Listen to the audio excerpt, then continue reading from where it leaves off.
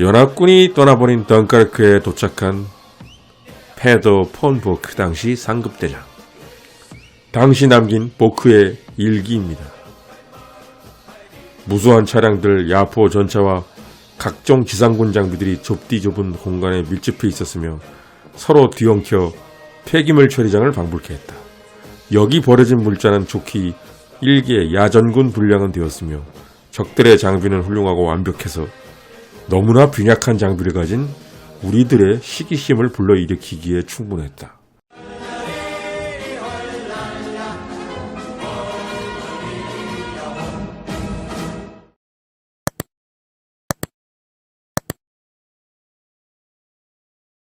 독일의 페도르 폰 보크 원수. 국내에는 명성에 비해 그렇게 알려져 있지 않은 독일의 원수 중 하나입니다. 사실 2차 대전 인물열전 코너에서 이 보크 원수를 소개하게 된 계기는 구독자 한 분의 댓글 때문이었습니다. 구독자 한 분의 이 댓글을 보고 명성에 비해 지명도가 낮은 보크 원수에 대해 알아보고자 한 것이 바로 그 계기가 된 것입니다. 보크는 구데리안과 만슈타인, 롬멜에 비해 지명도는 확실히 약합니다. 그러나 서든 스트라이크 4 캠페인 모드에서 독일군으로 플레이 시 롬멜, 만슈타인은 없지만 보크 원수가 나옵니다. 각각의 장군들의 특성에 따라 쓸 수 있는 전술이 다른 게임. 보크는 지원 전술에 특화되어 있다고 나오고 있습니다. 독일이 제일 약한 부분이 바로 지원 쪽인데 말입니다. 흥미가 생기지 않을 수 없었습니다. 보크 하면 독소전의 시작 바바로사 작전 당시 중부 집단군을 지휘했다는 것만 알고 있었는데 상당히 매력적인 인물이었습니다. 독일군 내 최고참이었고 가장 키가 컸던 장군, 그리고 마지막 비극적인 죽음까지. 보크 장군은 1880년 12월 3일 독일 퀴스트린, 현재는 폴란드 땅입니다. 독일 퀴스트린에서 태어나게 됩니다. 보크 장군의 집안은 부모님이 모두 유명한 군인 집안이었습니다. 보크는 어릴 때부터 군사윤련학교에서 공부했고 특히 언어에 유창했다고 합니다. 프랑스어, 영어, 러시아어까지 잘했다고 하니 대단합니다. 2차 대전에서 독일어가 맞서 싸울 연합국들의 언어에 모두 능통했던 것입니다. 그는 사관 후구보생이 된 후 소위 시절부터 큰 키에 깡마르고 꼬장꼬장하고 고지식한 성격을 가지고 있었습니다. 그래서 그는 매번 새로 임관하는 후배나 부하병사들에게 조국을 위해 죽을 것을 요구했고 이것은 그의 별명이 되었습니다. 그의 별명은 순국 열사라는 뜻의 더 스터버 또는 퀴스트렌의 성화라고 불리기도 했습니다. 이후 가장 유능한 독일군 장교들이 모인 데는 총참모부에 보크도 들어가게 되며 이때 브라우이치, 룬투슈테트와 친해지게 됩니다. 브라우이치 같은 경우에는 후에 독일 육군 총사령관이 되게 됩니다. 마침내 1차 대전이 터지고 독일이 패배하게 됩니다. 이후 바이마르 공화국이 성립되면서 독일군은 크게 축소되지만 보크는 유능한 장교임을 인정받아 군대에 잔류하는 데 성공하게 됩니다. 1929년 이 당시 벌써 육군 소장으로 승진한 보크. 1933년 바이마르 공화국이 무너지고 드디어 나치 독일이 탄생합니다. 마침내 터진 2차 대전. 1940년 6월 프랑스 침공에 보크는 참전합니다. A집단군 사령관은 룬투슈테트, B집단군 사령관이 바로 보크입니다. A집단군이 계속 전진을 하는 주공, B집단군은 조공 역할이었습니다. 에리 폰 만슈타인이 세운 이 나칠 작전에 완벽히 속게 되는 프랑스군. 마스강의 B집단군이 주공이라고 생각한 프랑스는 자신들이 마스강을 막고 있으면 비교적 수비가 쉬운 아르덴 지역은 벨기에 군이 막아줄 거라고 생각했으나 독일의 주공은 룬투슈테트가 지휘하는 A집단군이었던 겁니다. 이 프랑스 전역 당시 보크의 에피소드가 하나 있습니다. 연합군이 떠나버린 덩케르크에 도착한 페더 폰 보크 당시 상급대장. 보크는 영국 프랑스군이 다이나모 작전으로 도망가며 남긴 야포, 전차, 차량 등 각종 장비와 엄청난 보급품을 보게 됩니다. 8개에서 10개 사단을 부상시키는 데 충분한 엄청난 양의 장비와 보급품이었습니다. 당시 남긴 보크의 일기입니다. 무수한 차량들, 야포, 전차와 각종 지상군 장비들이 좁디 좁은 공간에 밀집해 있었으며 서로 뒤엉켜 폐기물 처리장을 방불케 했다. 여기 버려진 물자는 좋기 일개의 야전군 분량은 되었으며 적들의 장비는 훌륭하고 완벽해서 너무나 빈약한 장비를 가진 우리들의 시기심을 불러일으키기에 충분했다. 이 당시는 독일이 보급 문제로 그렇게까지 어려움을 겪던 시기가 아니었고 독일이 잘 나가던 1940년입니다. 그런데도 보크가 이러한 일기를 남겼다면 독일의 보급 문제는 고질적인 문제였으며 1940년 당시에 독일 무기의 질도 생각처럼 높지 않았다는 것을 느끼게 됩니다. 심지어 프랑스 전역 후 히틀러는 소련 침공에 대비해서 병력을 증강시켰는데 이때 덩케르크에서 노획한 무기가 없었다면 아예 사단 편성이 불가능했을 것이라는 설이 유력할 정도입니다. 아무튼 조공이긴 했지만 너무나 완벽한 페인트 모션으로 연합군을 붙들어 놓는 데 성공한 보크. 프랑스 전역이 끝나고 보크는 이 공적을 인정받아 원수에 임명됩니다. 이후 1941년 6월 히틀러는 하지 말아야 할 전쟁인 독소전쟁을 벌이게 됩니다. 보크의 비집단군은 중부집단군으로 이름이 바뀝니다. 독소전 중 가장 강력한 집단군이 바로 이 중부집단군이었습니다. 2차 대전 중 전 기간을 고려해봤을 때 규모면에서 가장 큰 대승이라면 바로 독소전 초반 보크가 맡은 중부집단군의 질풍같은 전진이라고 할 수 있습니다.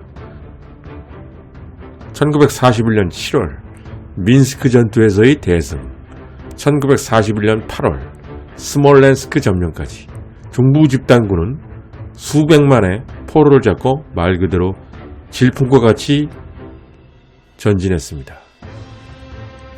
1941년 8월 보크가 지휘하는 중부집단군은 스몰렌스크를 점령한 후 모스크바로 바로 속행하려고 했지만 히틀러는 일단 현 위치를 사수할 것과 기갑부대를 키예프에서 보존하고 있는 남부집단군으로 전출 보낼 것을 명령하였고 보크 휘하의 구데리안이 이에 강력하게 반발하였으나 결국 히틀러는 고집을 꺾지 않았습니다. 키예프에서 60만의 포로를 잡고 인류 역사상 가장 최대의 승리를 거둔 독일군. 1941년 10월 중부집단군은 다시 모스크바로 진격하지만 그동안 소련군도 만반의 준비를 했고 가을 장마 후 찾아온 라스푸티차와 함께 곧이어 다가온 일찍 다가왔죠. 유난히 그 해는 1941년 러시아의 겨울은 독일의 발목을 잡게 됩니다. 위기를 느낀 중부집단군 사령관 보크. 그는 전선을 축소하여 부대를 재편한 후 일단 겨울을 넘기는 것이 좋겠다고 판단합니다. 이는 지극히 합리적 판단이었습니다.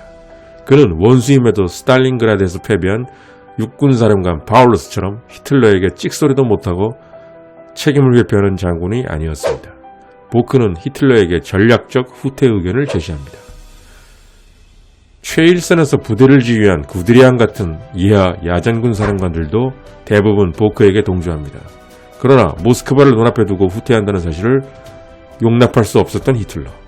그는 노발대발하며 보크뿐 아니라 구드리안까지 후퇴하자는 지휘관들 모두를 해임하는 것으로 대답합니다. 히틀러, 그의 주장은 오로지 현주사수였습니다. 1942년 1월 남부집단군 사령관 발터 폰 라이헤나우가 심장마비로 사망합니다. 라이헤나우 대신 보크가 남부집단군 사령관으로 임명되게 됩니다. 1942년 6월 독일이 모스크바에서 밀려났지만 아직도 소련군은 독일군의 상대가 되지 못했습니다. 소련의 잠재력을 완전히 깨버린다. 그래서 수도의 직접적인 점령 없이 소련의 항복을 받아내겠다는 히틀러의 계산. 그 계산에서 나온 작전, 바로 코카서스 유전지들을 차지하기 위한 블라우 작전, 청색 작전이 시작됩니다. 남부 집단군은 A와 B로 나뉘어서 A 집단군은 코카서스 유전지대로, B 집단군은 스탈린그라드로 향하게 됩니다. 여기서 보크는 스탈린그라드로 향하는 B 집단군을 맡게 됩니다.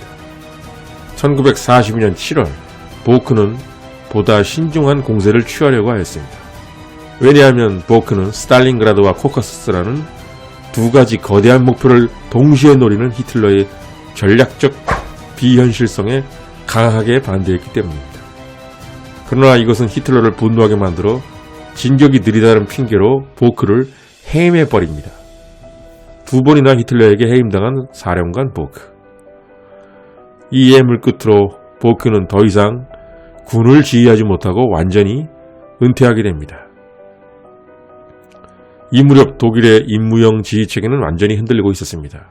사실 독소전이 터지고 모스크바 공방전까지는 히틀러는 장군들에게 찍소리도 못했습니다. 그러나 중부 집단군이 모스크바에서 밀려난 직후 처음 발생했던 히틀러의 참견이 이제는 더 심해지게 된 것입니다. 그 후 야인으로 지낸 보크. 1944년 7월 발키리 작전. 히틀러 암살 미수 사건에서 암살 음모자들은 보크를 참여시키려고 했지만 보크는 이를 거절합니다. 결국 히틀러 암살 사건이 실패로 끝나면서 대대적인 숙청이 있었을 때도 보크는 죽지 않고 무사히 살아남게 됩니다. 1945년 5월 나치 독일은 완전히 패망합니다. 새로운 대통령인 칼 데니치로부터 플란스부르크 정부에 참여해달라는 요청을 받게 되는 보크. 1945년 5월 3일 보크는 아내와 딸을 데리고 차량으로 이동하게 됩니다. 이동 도중 영국 공군의 기총소사에 피격이 됩니다. 결국 차에 타고 있던 보크와 아내, 딸까지 모두 사망하게 됩니다. 영국 공군, 전쟁 막바지까지 참으로 집요하고도 무차별적으로 공습을 가한 것 같습니다. 영국 공군에게 당한 유명 인사만 해도 노르망디 상륙작전을 예상한 마르크스 장군. 한번 다룬 적이 있었죠. 마르크스 장군. 그리고 롬멜. 또 보크까지 전 가족이 함께 몰살당했습니다. 특히 1945년 5월 3일이면 독일 항복 조윤식 불과 5일 전이고 이미 서부에서는 특이할 만한 전투도 없이 모든 것이 거의 다 끝난 상황이었습니다. 그런데도 집요하게 공격을 해서 보크와 전 가족을 몰살시킨 겁니다. 너무 안타깝습니다. 게르트 폰 룬트슈테트와 마찬가지로 보크는 독일군 내 최고참 장군인데도 불구하고 후배들의 파격적이고 혁신적인 군사 이론을 적극적으로 수용하여 무적 독일군의 승리 행진에 크게 기여한 것입니다. 보크 원수 휘하에 있던 구데이안조차도 보크 원수의 간섭 없이 마음껏 자기의 뜻을 펼칠 수가 있었죠. 젊은 시절 국가에 충성해야 한다고 늘 부하들에게 강조하여 키스트린의 성화라고 불렸었는데 혁신적인 군사이론에는 꼼대 같지 않고 늘 개방적이었던 것으로 보입니다. 또한 보크는 히틀러의 전쟁 범죄에는 반대 의견을 표시하였습니다. 따라서 보크가 지휘할 당시 독일 중부 집단군은 처절한 독소 전쟁이 진행되는 와중에서도 비교적 학살이 적었다고 합니다. 구독자 여러분들을 위한 진정한 채널이 되도록 노력하겠습니다. 여러분들의 많은 구독 버튼 부탁드리겠습니다. 감사합니다.